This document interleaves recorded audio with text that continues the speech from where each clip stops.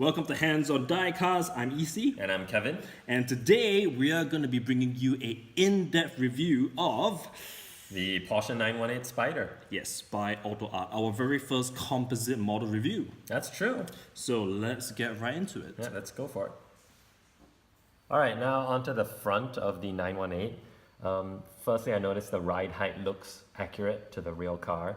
Also the meshing, well not really meshing, the grille below, you can see behind, which I believe on both sides, those are the radiators. Yep, the air intakes, I think they flap open and close as and when. Oh, really? Yeah. Okay, I see like some metal behind, I thought it was a radiator. And then the emblem placement, what do you think of that? It's okay. I think the detail of the decal is fine. I think the one thing that just hits me is that you and I both know that the 918 is a very hotly anticipated model by Autoart. Right. So there's a lot resting on this right now. And yeah, I mean, like what you said, the emblem looks fine, the grille looks fine, but a little detail like the headlamp, from a distance, looks alright, but up close you can see just how plasticky the entire headlamp assembly is. Don't you think? I have to agree. I mean, the whole cluster inside looks fine, but when you get to the lamp itself, this reminds me of the Tamiya 124 scale kits where you glue on the little lens. That's what it reminds me of, which isn't good. Exactly. The bit where the trademark Porsche, the four LEDs the four lights. Yeah, but other than that, I mean, overall the proportions and the shape of the car, I'll say, is captured well. Again, being a diecast opening, composite opening, the entire front hatch does open as well. Yeah. Yep, so I think as usual, Autoart's mechanism, the hinge mechanism and the actual motion of the hood, it works pretty well. Yeah, and I have to say I really like how it feels when it shuts with these two magnet points and it closes. You really feel that click. Yes. Yeah, I mean, that makes all the difference, I think. Yep. Probably just very quickly on the boot area as well. I know they're trying to replicate carbon fiber here. I think it's okay, so. I'm not 100% sure what that little suitcase-like thing is within the I have no clue. Is. It looks like a briefcase. It looks but like... who's going to carry a briefcase with 918 Spyder in on it? It's a bit strange. Or a toolkit, I don't know what that is. But other than that, the detail within the compartment itself, the flocking, etc., it's alright. I think it looks good. Yeah. Alright, let's move on. Let's move on. So the side of the 918 Spyder, details everywhere, right? Carbon fiber around the front of grille, the wing mirror, carbon fiber bits, as well as the meshing in the side end. That I didn't even notice until you told me about it. That's cool. Yep. It looks good to me. Rims and tires, what do you think? I really like the tires because they actually have the Michelin Cup 2 written on it, and then the wheels don't look plasticky, so that's good, but I'm not sure about the color tone and finishing, whether it should be matte like that on the real thing. I think just the brake discs themselves, carbon ceramic finish-ish, sort of, they pulled it off. And the green brake calipers, or the carbon ceramic discs. And even the decals, the text on here and the e-hybrid, well done. Well, let's move on. Right. All right, now onto the back of the 918. I really like the rear, the reflector, the lamp cluster, even the carbon fiber trimming on the spoiler and the aerodynamic bits, the diffuser, is all well done. Meshing is also well done. What are your thoughts? Pretty much exactly the same. Agree, love the carbon fiber work, love the meshing, but the spoiler, the little removable spoiler that I'm going to show you guys here. Look at that, guys! Come on, it can't even stay up. This thing costs well over $200 US. You can do better than that. Yeah, that is sad. I mean, if you put it a little bit up, like some tension, it does stay, but... Yeah, but you would want to have a full range of motion. So for me, it loses a lot of points here. Yeah, that's sad.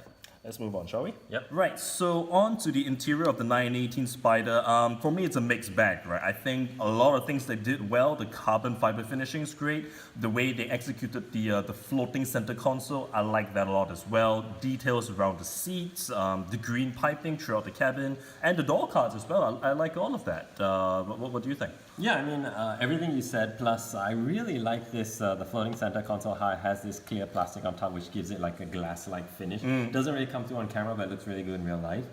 They could have been more creative with the screen though, instead of a blue screen, and then the 3 buttons could have had labels so you know what they do. I think they do on the real car.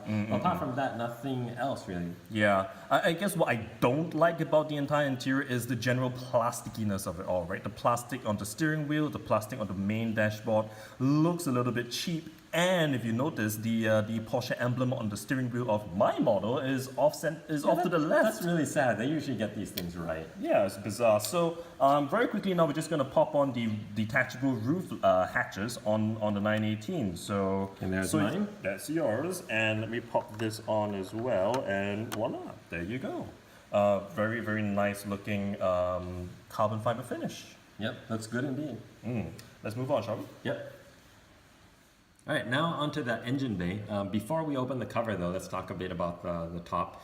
I really like the mesh grille. I mean, it looks accurate to scale, and I also like the exhaust, how it lines up. Later when we take this off, you'll see it lines up with the actual exhaust tips, which is cool. What are your thoughts? I think I like what you said. I like how it was represented through the scale, how the exhaust pipes came out through the top. And probably quickly as well through the camera, you can just about see how well done the paint was. The paint is on this model, right? Yeah. The silver sparkly finish. Yeah. So we'll pop off the cover right now. Yeah, Now we let's do do have that. a separate video that we put in the link. We put a link in the description below on how to remove the engine hatch. Yeah, don't forget to check that out. Yep. Now. Now, let's, in the last video, EC took some stabbings at my GTS model, so now it's my turn. This is a really disappointing engine bay front auto. I'd say this is like Maisto sort of standards, but I mean, let's keep in mind it wasn't meant to be taken out, so Correct. Autoart. But my thing is that you paid the same amount as a model with a nice engine bay, so you're paying the price, but you're not getting what you're supposed to get. Yeah, I mean, for whatever reason, Autoart had to cut the entire thing, or the whole plan to have the removable engine hatch. But as a whole, there was still some nice details here. I think, the chrome bits around the exhaust pipes as well. But where they stopped the development, right, this entire section here is totally, oh my god, this looks terrible. The cabling as well is lackluster at best. I mean, I'm not sure. Are they all supposed to be blue? But yeah. I doubt so. So yeah, we will save your eyes from this and let's move on. Yeah. So I guess in conclusion, this really was a very anticipated model from Autoart, right? And me as well, right? I was really looking forward to this particular, the 918 coming out. Again, mixed bag. Some parts of it, some parts of the model, the fine details I think were really, really fantastic. But there was certain failings around it, right? The engine bay, the crappy removable spoiler, etc. So yeah, really a mixed bag for me. What about you? I think the same as you. I mean, the thing is that it's really hard to explain because you're not supposed to remove the rear cover, so we really shouldn't be judging what's in here. But then we're paying the same amount as Autoart models with an engine bay, so we should take it out to see what's inside. But I mean, this section here is what's going to change the score for me in a big way. So what would you give it then? I think based on the engine bay and taking everything into account with the flimsy spoiler and everything, I would say probably a 6.5 out of 10, just because it's an expensive model, just like every other Autoart. But yet you're getting shortchanged in a way. I think from my end, excuse me, from my end, not too dissimilar to you, right? I'm giving it a 7 out of 10, primarily because, again, this model costs well over $200 US, and at the end of the day, yeah, looks all right in some areas, but overall execution is a bit meh. Yeah, I mean, I have to totally agree. Compare it with the other models we did, like the F1 Le Mans and the G-Wagon. Yeah, I mean, this pales in comparison. Yep. So I guess this wraps up our review of the 918 Spyder. And well, this actually is our last video of 2017. So if anybody's tuning in today, Happy New Year in advance and all the best in your 2018. Yep, Happy New Year, guys. And till next time, take care. Yep, bye-bye.